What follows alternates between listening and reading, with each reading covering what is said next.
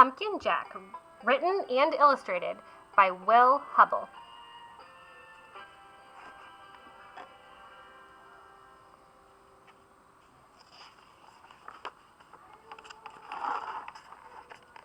When Tim carved his first pumpkin, it was fierce and funny, and just perfect.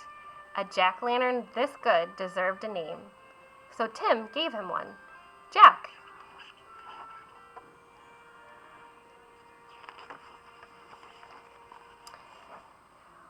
Long after the best trick-or-treat candy was eaten, Tim still kept Jack.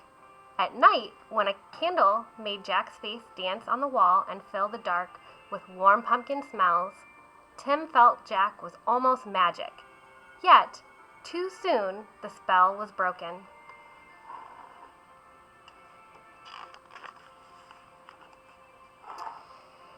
"This pumpkin is beginning to rot," announced Mom.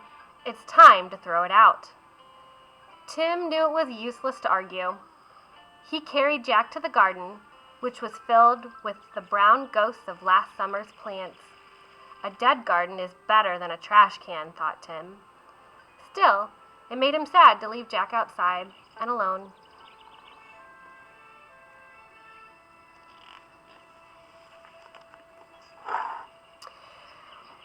Whenever chores or play brought Tim to the garden, he looked at Jack. Every time, Jack was different. He became wrinkled, and his fierce smile began to look silly.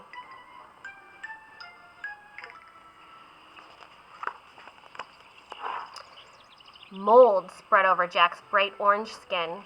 As the days turned colder, Jack grew flatter.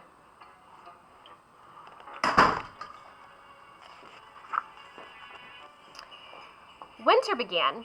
Soon, Jack was hidden beneath the snow, and Tim forgot about him.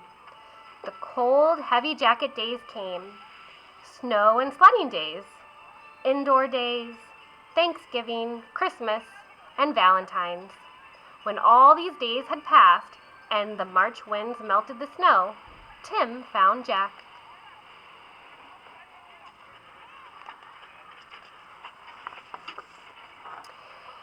There wasn't much left, just a faded and crumpled pumpkin skin, a stem, and a few seeds. Jack's Halloween magic was a distant memory now. Tim scraped a thin blanket of earth over the last bits of his pumpkin. "Goodbye, Jack," he whispered.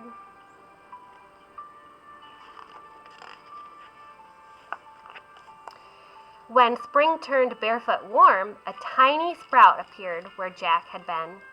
Tim found it and guessed what it was.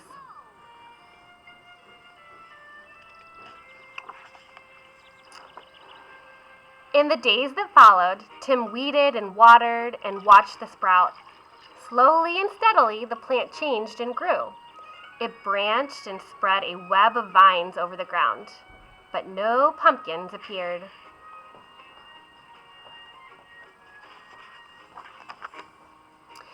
The days turned hot.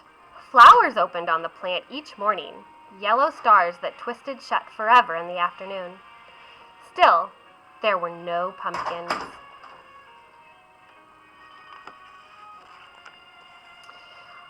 Finally, Tim found a little green ball growing behind a crumpled blossom. A pumpkin! Tim let out a whoop and ran to show his mom. By August, the plant had spilled onto the lawn. Tim's favorite game became pumpkin hunting. He carefully waded among the leaves, searching for green pumpkins like hidden treasures.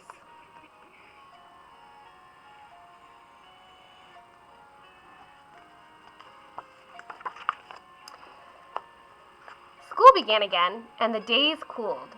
Tim had less time to visit the garden. When he did, the pumpkin plant seemed tired. There were few new leaves, and the old tattered ones no longer hid the fat green pumpkins. Then, one October morning, Tim woke to find frost coating the garden. The frozen plants seemed changed to pale blue grass.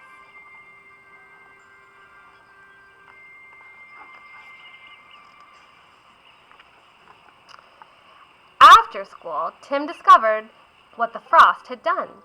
The pumpkin plant's leaves were as limp as wet paper. It was dying. Tim searched among the withered leaves for the unripe pumpkins. He picked them and put them on the front porch, hoping for one more change.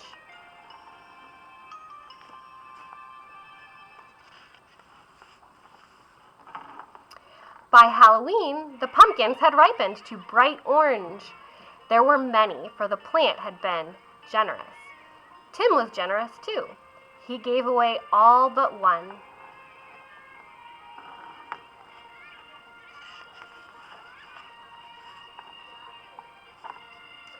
From jack-o'-lantern to seed, to pumpkin again, the circle was almost complete. Now it was time for Tim to do his part. He gave his pumpkins a face. It smiled at him in a fierce and funny way.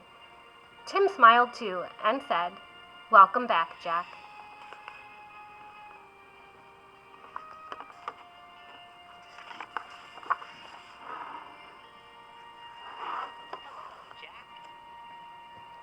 The end.